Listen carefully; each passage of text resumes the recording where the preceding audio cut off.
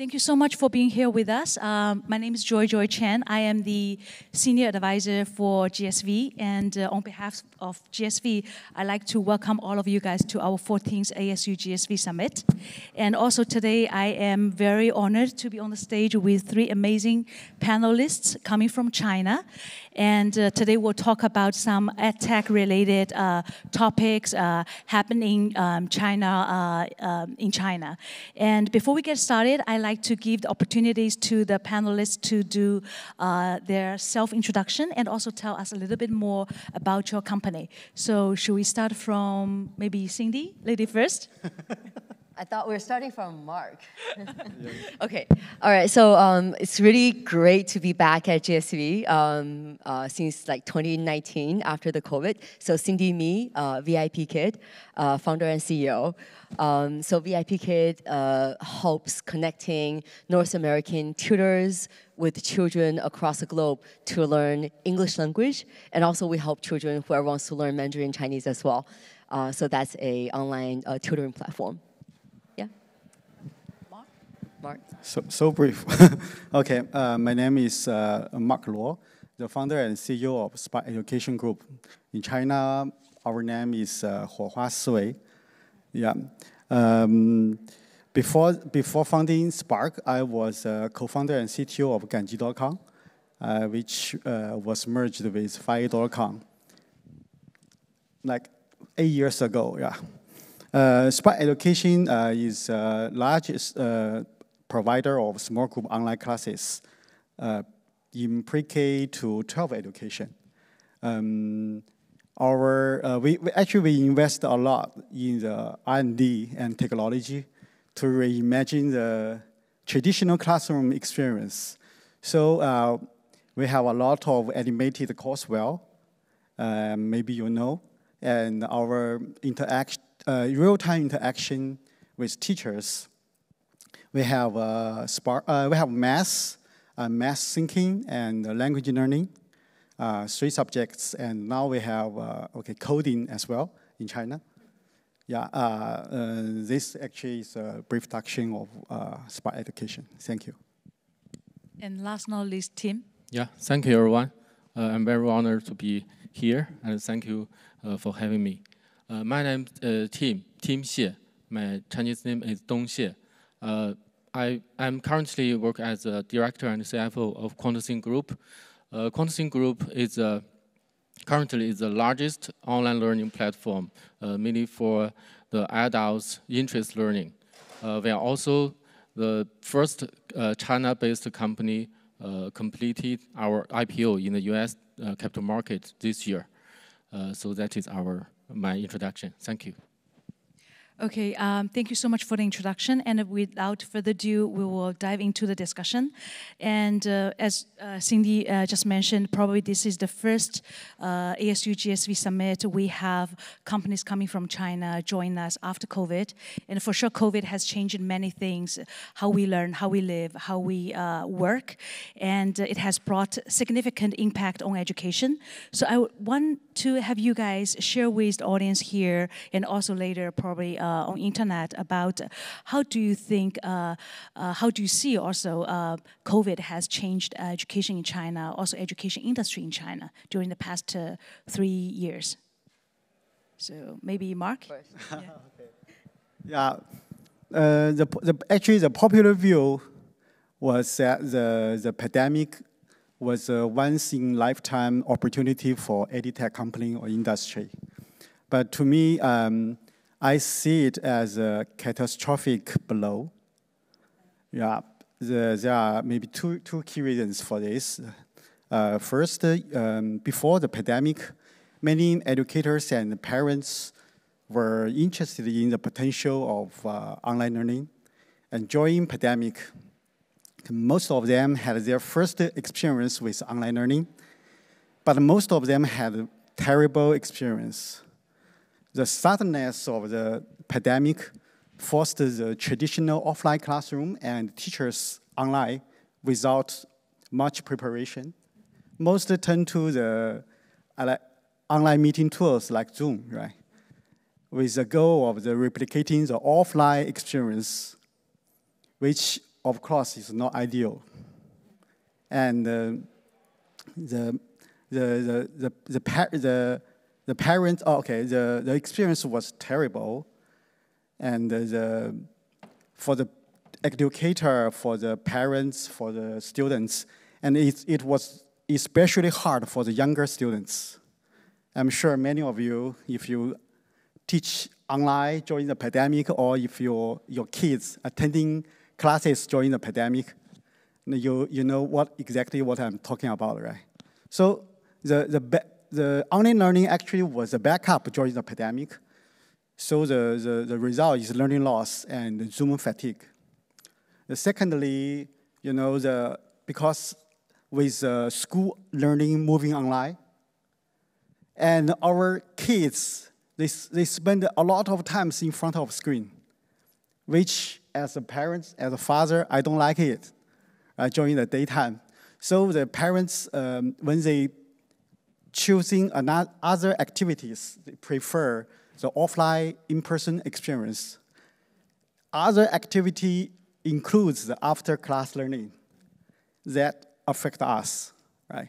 So, you know, just as we saw the revenge travel today, so the moment the circumstances improved, and many educators and parents will return immediately to the offline in-person experience.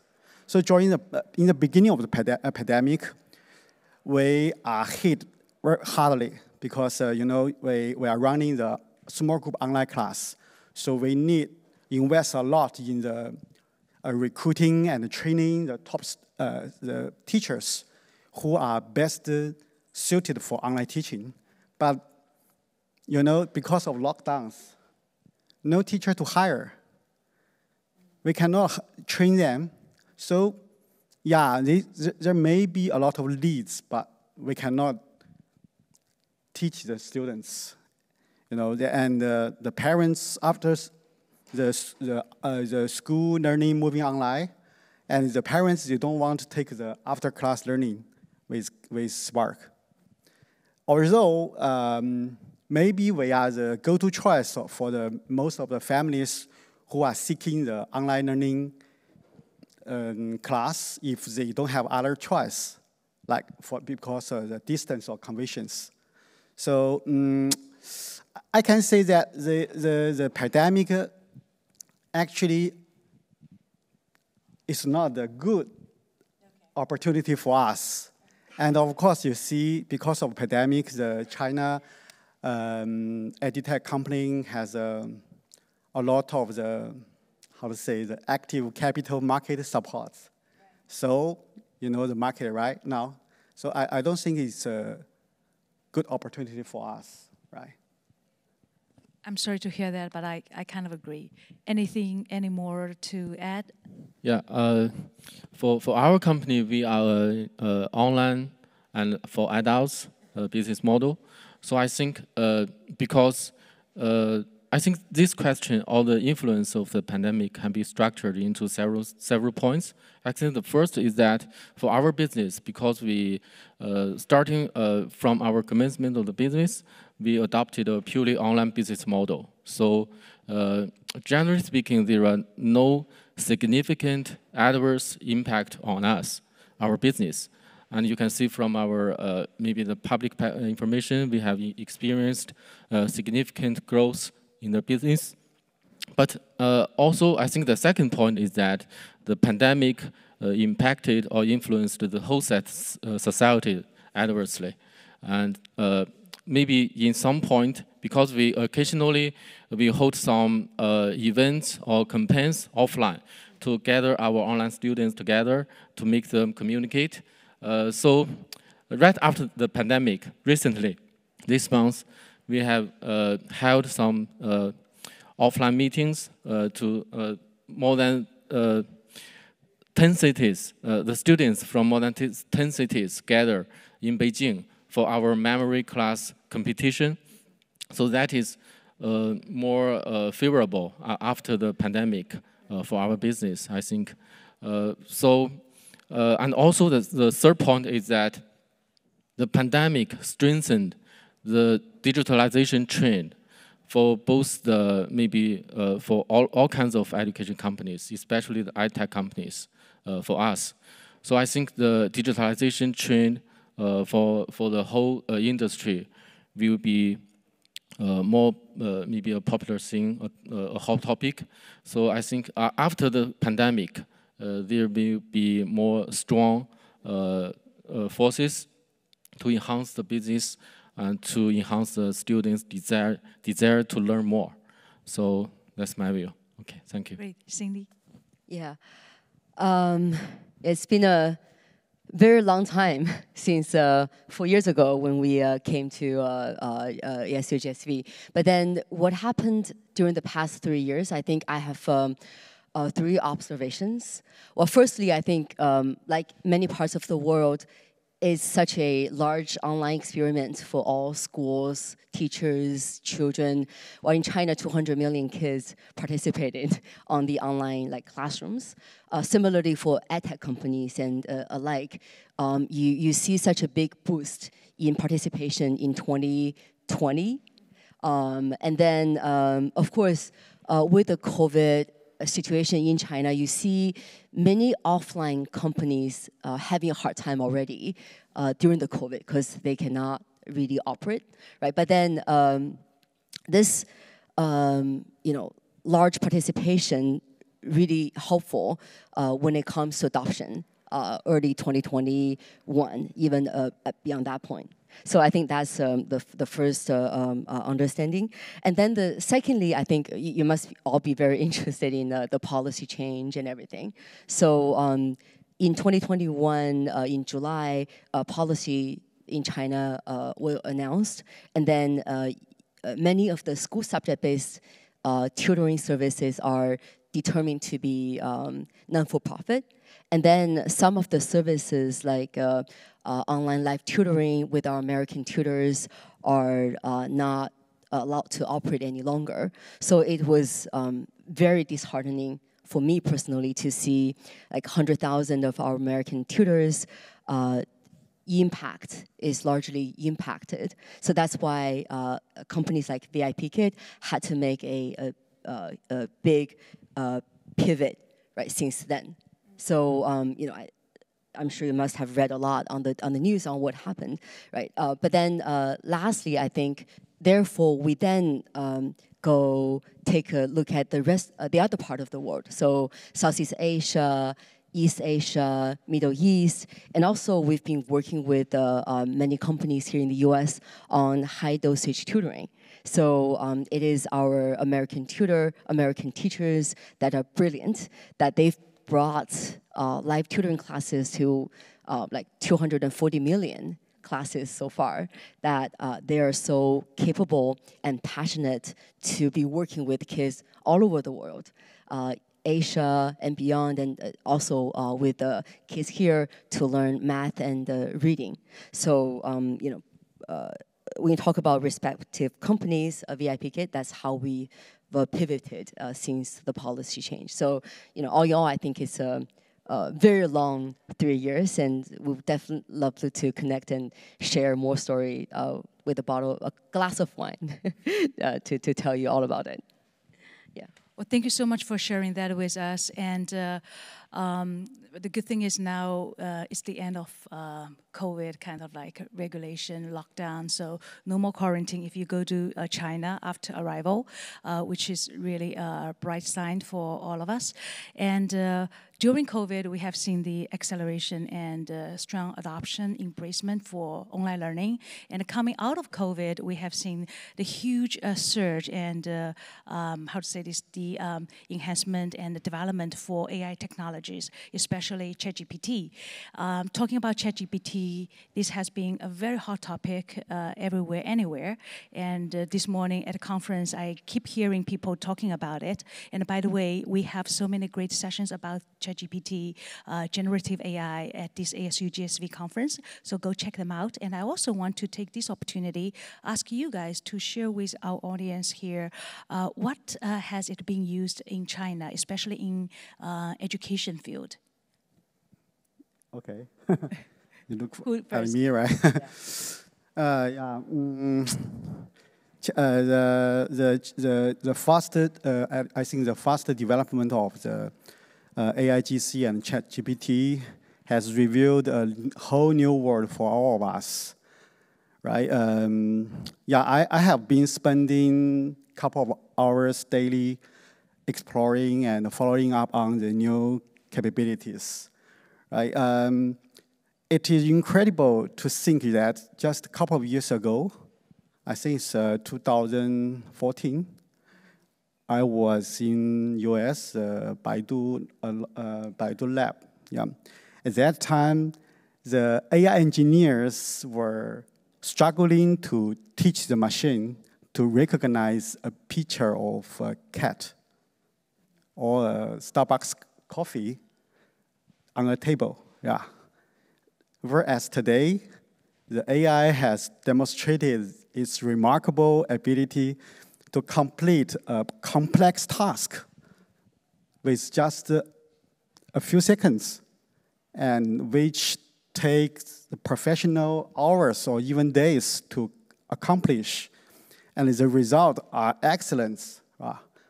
So I think without doubt, the AI technology will have performed the impact on the entire education industry. Actually, after the lockdowns, things are improving, especially with more standardized the market management mechanism in place. We can see our new growth in China in the past 3 months, but everyone has transferred their eyes on the ChatGPT and AIGC. So a lot of people are talking about how to make use of AIGC and ChatGPT on education, but no one knows how to do it, right? I saw some of the companies already launched, they have made use of ChatGPT in their product, but as computer science graduates, master graduates, I don't think they are really use ChatGPT. You know, I think by the first part, I think is it's very easy to use. It's productivity games, as AI technology can improve the efficiency of the tutors, and potentially and eventually will be the AI technology will take the role of the tutors who just provide basic guidelines or answer questions to students. But the most desirable parts actually is the personalized learning. With technology advancements, the personalized learning may become a reality to those students who are capable of self-learning. I'm talking about the personalized learning, not adaptive assessment and practice. Those has been mature for many years with existing technology. The personalized learning has yet to be fully realized. So I'm really looking forward to the development of the personalized learning solution for the students and the AI teachers or even avatar to provide the students with personalized instructions and trainings based on their progress and ability. And that process should be interactive. That's a very important thing. In our company, some of the top teams already exploring and try the practical application of this technology. For example, we have been utilizing the Midjourney to generate the poster, right? So in our arts and design team, it's very good. And also, one of our AI team is exploring the how to make use of LLM to build the groundwork for personalized learning. Yeah, but everything is in the lab. Yeah, it's a long way to go. Thank you. So, I see Cindy's writing. Oh, Cindy, go ahead. Yeah. Oh, sure, of course. I think we know a lot about the ashes. This is a wonderful topic that GSV came up with. Now I think it's about the rising, right? So how to rise? I think apart from the global market, Mark and I both are exploring, and also the partnership I can't wait to share with you in a bit later. But then I think for the technology, I think you see equal, if not more, excitement in tech world in China as it is in Silicon Valley these days, especially when you see the 2 applications out of the 6 demo on the GPT-4 announcement on Khan Academy and Duolingo. I think everyone in the education world got so excited because you see the real use case in action. And similar here with VIPKID. So I think for the productivity, I totally agree with Mark. It's something on the teacher operation, teacher feedback to the students, teacher curriculum design, all that. So there are definitely a lot of things we've been working on the productivity side of things to make the co-piloting experience more easy or more productive. And then secondly, something we're very excited about is also the AI class of VIPKID. So one part of the pivot is that in China market, we're not allowed to do live tutoring, but we can do the AI tutor classes. So about 300,000 of our students today are learning with our AI tutor. It's a pre-recorded AI-enabled experience. But of course, before the GPT experience, it cannot be that in depth of AI empowered experience. Now, with all these capability and technology, we're guiding the students better in this experience, making sure that they get more feedback, they get more enhancement of their learning in the class and also before and after. And lastly, I think is something that we're most excited about. We have all these 240 million classes is 20 petabyte of data on student-teacher interaction. So a possibility of AI tutor going forward can be, rising from all these. I wouldn't call it ashes. Those are, I think, valuable asset, probably one of the kind.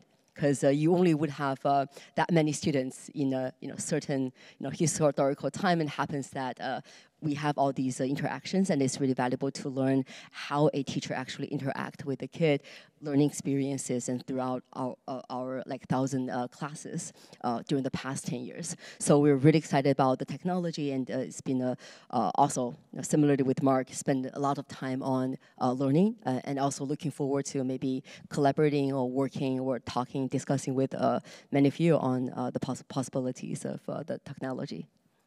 Yeah, Tim. Yeah, I totally agree with from the productivity side from Mark and Cindy. And I think AI is not a new thing, and ChatGPT is definitely a hot topic currently. And I also think the ChatGPT or AI is the future, but currently it is still a milestone in terms of the progress of the AI technology application in the business. Definitely, we are currently using some AI-based technologies in our business process. For example, the customer service, the interaction between the tutors and the learners. And also, I think maybe someday the AI, ChatGPT is a very efficient tool like Excel. Maybe we should, because we are offering courses for the adults, maybe someday we will offer some ChatGPT training skills program for our learners to improve the efficiency and productivity during our learners, for our learners and for because we also have enterprises services for our enterprises business owners to improve their business. So let's keep updated with the new technology and let it be strong. Okay, thank you. And also, I'm personally, I'm very curious because here, when we talk about ChatGPT, generative AI, we need to consider not only the opportunities it can bring to us, but also some of the challenges, the concerns, and probably even risks it can bring up. For example, privacy and bias, all those things. So I'm curious, how has this been addressed back in China? Maybe not necessarily by government, probably something from the industry, especially from the education industry. Have you guys heard about anything related to that? Any one of you? Yeah, actually, I haven't heard any policy or regulation about the ChatGPT or AIGC regarding to the education industry in China. But here, I don't know either. But to us, I think we should be very carefully when we approach technology experiments on education, because the students' time is precious, and the errors may have irreversible efforts on the students' learning, right? And also, if we are all talking about the AI teachers to teach the students, but I think the human connection and the emotional connection are also very important and crucial for the students, especially in the early years. So, yeah, while AI can do a lot, can replace some of the teachers' functionalities, but we still have to pay a lot of attention to these kinds of the human connection and the emotional connection. Also, in addition to the connection with the teacher, the students between students, right? The social emotion development, we should also pay attention to that. Yeah. Cool.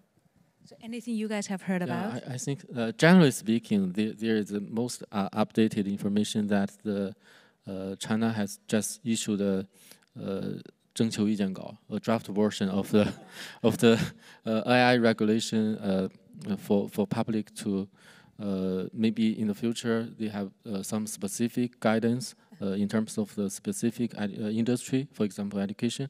But I think generally speaking, every firm should put compliance as the top priority. I think globally or in China.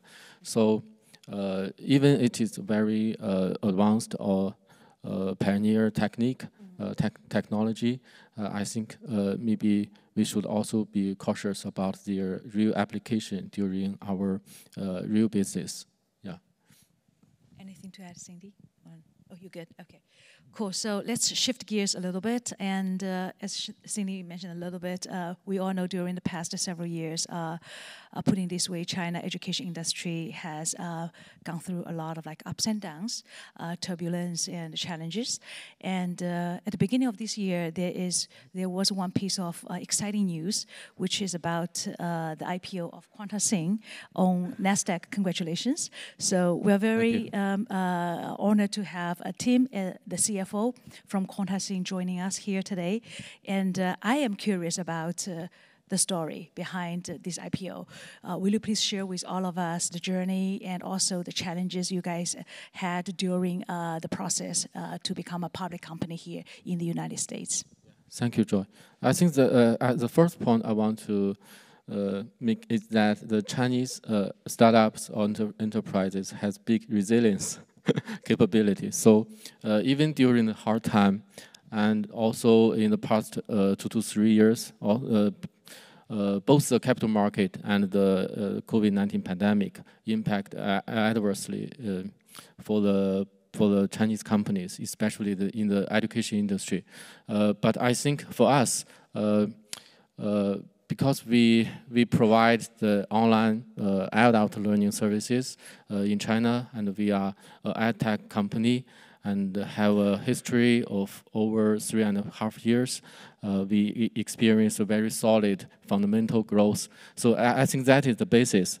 And also, during the past 1 to 3 years, I think regarding the regulatory environment, especially in China and the China-US, there's more certain in a certain. I think the current overseas listing guidances and regulations are in place. So we see that everything will recover, and definitely everything will be back to normal. So we prepared the IPO July 2022 and launched the deal early this year and became the first China-based company listed in NASDAQ. It is hard work, but I think it is just the beginning of a new normal. So we are still a long way to go. So I think I would like to share the information if you like to know offline. Okay. And also we are happy to be the first, but we are also know that we have a lot of things to do. But I think the key thing is to do our business better, focus on the fundamentals, and if you do better your business, everything will be okay. Yeah, that's my view. Thank you. Well, thank you so much for sharing this much on the stage with us. And you guys heard Tim. If you guys want to know more, you probably can reach out to him and to get more details. In my view, I think IPO is a great way to validate your company, your business, your products, your team. And also it's a great way to enhance the visibility and also presence at global level on global market. But also I think collaborating and partnering with overseas companies can also help you to extend your reach out and also expand your impact at a global level, especially in the new market outside of China. Mark and Cindy, I know you guys have done quite a lot of things related to that area, partnering with companies outside of China for the past several years, and also expanding your business overseas. So we'd like to listen to what you've been through, maybe some best practices, or even something probably didn't work, just to let us know like what works, what don't, and how can that help your company, your business to grow. Okay. Before we went through the IPO process 2 years before, just 2021, just before 7 days before the IPO, we withdraw. Yeah, it was a terrible experience for us. But after that, we started to look outside China. First, we established a pedagogy and teacher centers in Singapore, where we spent over a year to develop our Spark Math, which is a new math program based on the research-proven teaching methods, including the Singapore math method. And I think we have since launched this program in Southeast Asia, Australia, and also the North America, with thousands of students already. That's the first step for us. And then we have partnered with some of in different countries. Like in Singapore, we have partnered with MCE. I don't know whether you know. MCE is a leading publisher, the educational materials publisher, headquarters in Singapore. Like all the Chinese textbooks are from MCE in Singapore, and I think it's more than half of the math textbook from MCE in Singapore.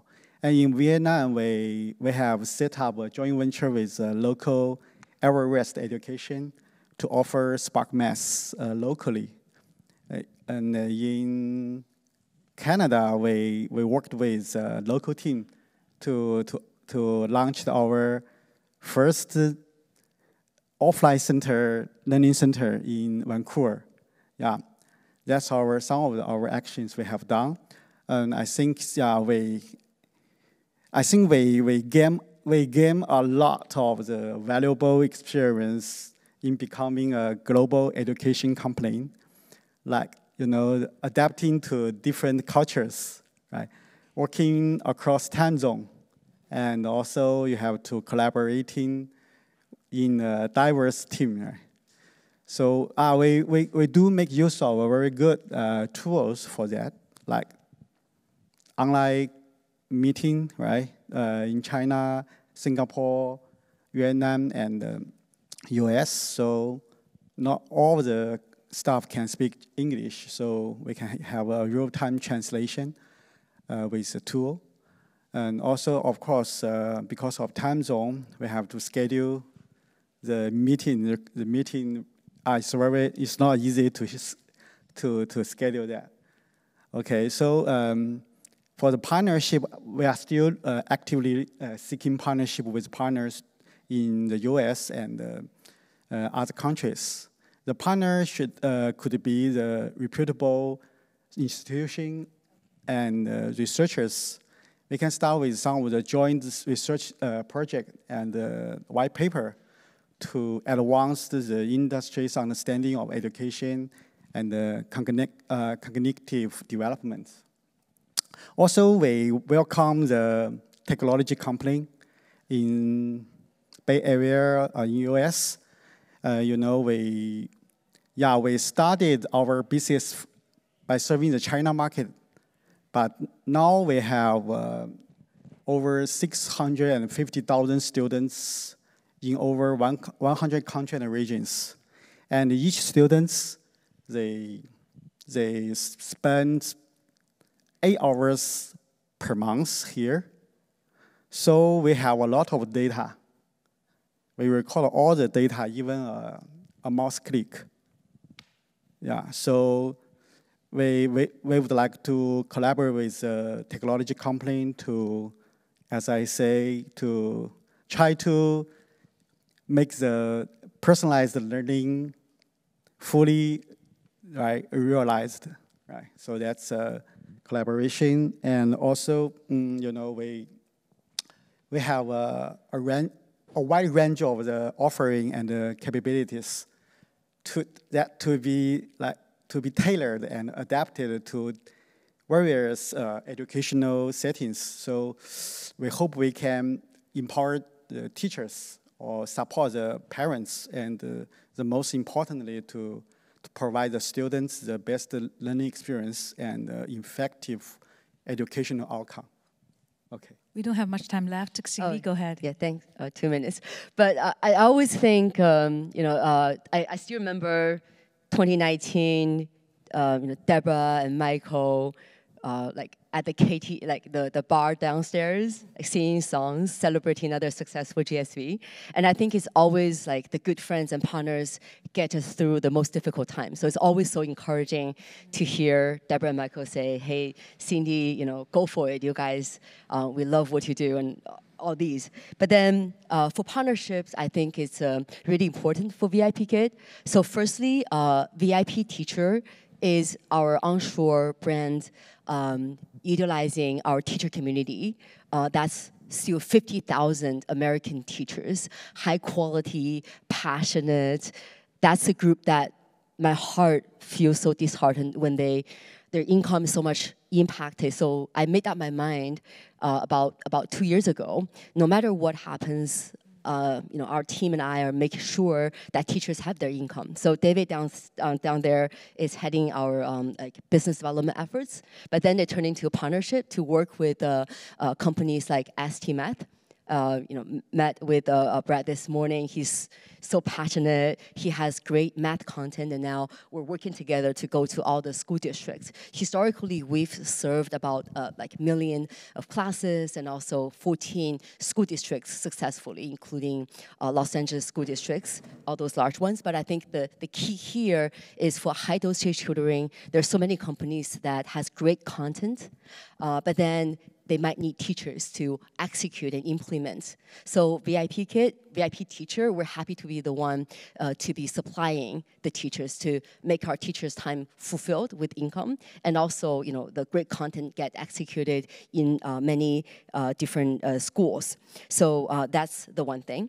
And then secondly, VIPKID is a brand, right? But then powered by VIPKID, I think it's just wonderful to be working with local partners like Topica in Vietnam. So we launched a brand called Topica Kid. Topica and Kid. We're the teacher, but the kid. And then in Saudi, we have a distribution partner that help us recruit students locally, and we cooperate together. So we're also seeking for like consumer-facing brand in different regions that we can help, or even like Ministry of Education that we can supply or help fulfilling all these demands with our amazing American tutors who's taught 240 million classes. So that's the second thing that we've been working on.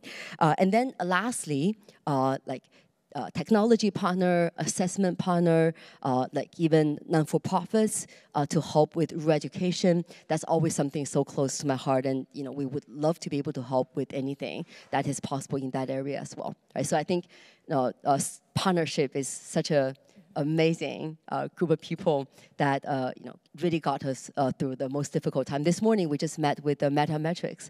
I think the founders and the executives there, they also help us expand into like Vietnam, helping us provide all these assessment content, and we were in discussion for more. So I think it's so exciting. That's, I think, apart from expanding elsewhere rather than China, the partnership is our key strategy so that we can collaborate and win together. And great you are here. ASU+GSV has got together a lot of like amazing companies, organizations, and also individual kind of talents here. Hopefully you guys can reach out to them. Anything, Tim, you want to add related to partnership? Probably can extend to 1 to 2 minutes. Yeah, because of time strain. So I just wanted to express that because currently we are a 100% operation in China company, but we are extremely open to seek cooperation overseas with partners, maybe with local expertise, resources. So please just come to me and we can discuss. Thank you. And I think we have already passed the any time for this session. Thank you so much for being here with us for the past 45 minutes. Thank you. Thank you. And you guys can find out our contact information from the ASU+GSV website or from the app. Reach out to us if you think there are things we can do together.